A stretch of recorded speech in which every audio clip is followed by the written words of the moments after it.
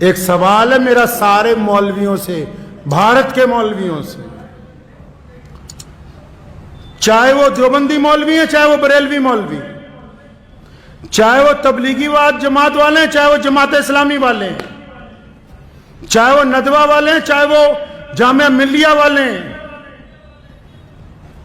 جتنے بڑے بڑے دانشور مسلمان بنے پھرتے ہیں، ان سب سے سوال ہے کہ یہ جو اب عام شادیاں مسلمانوں کی ہوتی ہیں جن میں تم ڈی جے لگا کے ڈھول بجا کے اور وہاں رقص و سرور کی محفلیں منعقد کی جاتی ہیں، اور آپ جیسے بڑے مسلمانوں کے چودھری جن لوگوں نے وقت بھی لگایا، جو اپنے آپ کو خواجہ اجمیری کے سجادہ نشین بھی کہتے ہیں، جو اپنے آپ کو اہل سنت والجماعت کے جانشین کہتے ہیں، جو اپنے آپ کو علماء دیوبند کے وارث کہتے ہیں، اکثر دیکھنے کو ملتا ہے کہ جتنی غیر شرعی شادیاں ہیں یہ اپنی داڑیاں لے کے وہاں صوفوں پر بیٹھ کے آرام سے مرغا بریانی کھاتے ہیں۔ کیا تمہاری غیرت تمہیں ایک دفعہ نہیں چنجوڑتی کہ رسول اللہ کے حکموں کی کلی خلاف ورزی ہو رہی؟ کیا تمہارے دل میں ذرا برابر بھی شرم نہیں؟ ذرا برابر غیرت نہیں آتی تمہیں؟ کہا مفتی صاحب نے، کہنے لگے میں گیا لڑکی کو پوچھا کہ تمہیں فلاں کے ساتھ نکاح میں دے دیا، یہ گواہ کھڑے ہیں، یہ وکیل کھڑا ہے، تجھے قبول ہے؟ لڑکی بولتی نہیں۔ فرمایا 3 دفعہ پوچھا، لڑکی بولتی نہیں، تو سارے مفتی مل کے کیا کہتے ہیں کہ اگر بولتی نہیں ہے تو اس کا مطلب رضامند ہے، دستخط کراؤ نکاح ہو گیا۔ کیا ہے جی؟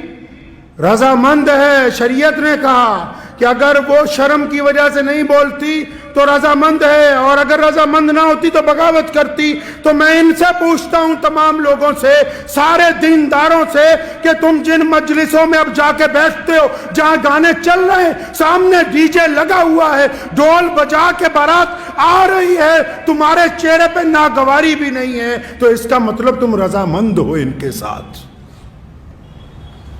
اور اگر تم ان کے ساتھ رضامند ہو تو اللہ اور اس کے رسول کی رضامندی تمہارے ساتھ نہیں آ سکتی۔ اگر غیرت مند ہو تو اگر روک نہیں سکتے، فرمایا ایمان کے 3 درجے، اپنے دل میں برا مانو، تمہارے چہرے پہ تو ذرہ برابر بھی شرمندگی کا احساس نہیں کہ ڈھول بجا کے بارات آ رہی ہے، تم اس مجلس کو چھوڑنے کے لیے تیار نہیں ہو۔ ان چودھریوں کی وجہ سے کہ یہ چندہ نہیں دیں گے، کیا ان کے پل پر مسجدیں اور مدرسے چل رہے ہیں؟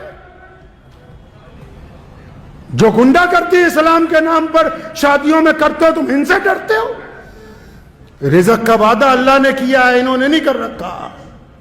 3 درجے ایمان کے، فرمایا اگر کوئی چیز بری لگے تو دل میں برا مانو، اگر طاقت ہے تو زبان سے کہو، اگر ہاتھ سے روک سکتے ہو تو وہ اول ترین درجہ ہے۔ تو یہ جتنے آپ میں یہ جو بات آج ممبر پہ بیٹھ کے کہہ رہا ہوں، روزانہ پورے ملک میں شادیاں ہو رہی، اور جتنے سرمایہ داروں کی شادیاں جا کے دیکھ لو، یہ جتنے کٹھ ملا ہیں یہ ان کے نکاح بھی پڑھا رہے ہیں، ان کی بریانیاں بھی کھا رہے ہیں، ان کے قورمے بھی کھا رہے ہیں۔ اگر تم قوم کی نگہبانی نہیں کرو گے تو یاد رکھو تمہاری حیثیت گڈریے کی ہے۔ اگر ایک بھی کوئی ریوڑ میں سے کوئی چیز ضائع ہو گئی تو گڈریے کو مالک پوچھتا ہے، اللہ تعالیٰ نے ان کو چھوڑ دینا ہے، تمہارا گریبان پکڑ لینا ہے۔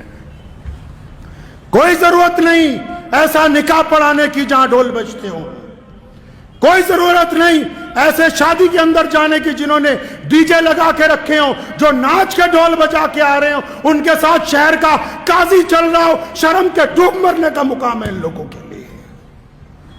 اتنی بھی غیرت زندہ نہیں رہی، اتنی بھی شرم و حیا زندہ نہیں رہی۔ کس بات کی دولت ہے؟ یہ یاد رکھو، دین محمد الرسول اللہ کا ہے۔ کس کا دین ہے جی؟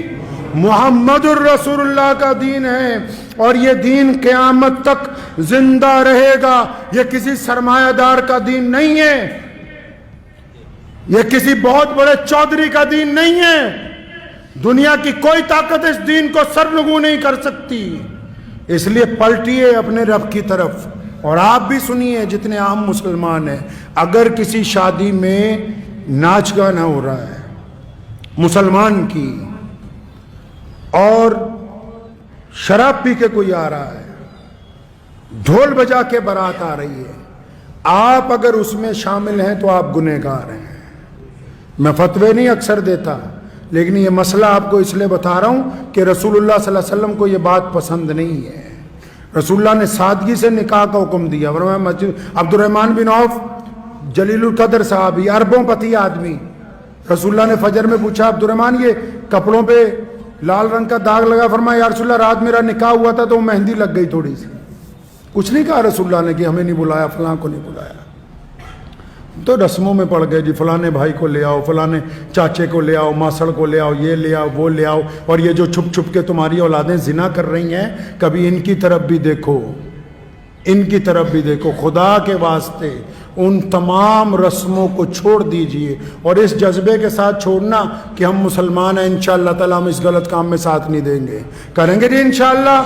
ان مولویوں کو نہیں، باقی لوگ بھی، اگر کوئی چودھری اپنے بل پہ، اس کی اولاد اپنے بل پہ باجا بجوانا چاہتی ہے تو بجانے دو، اس کا نکاح پڑھانے کی ضرورت نہیں ہے جب تک توبہ کر کے اللہ اور اس کے رسول صلی اللہ علیہ وسلم کی رضا نہ حاصل کر لے۔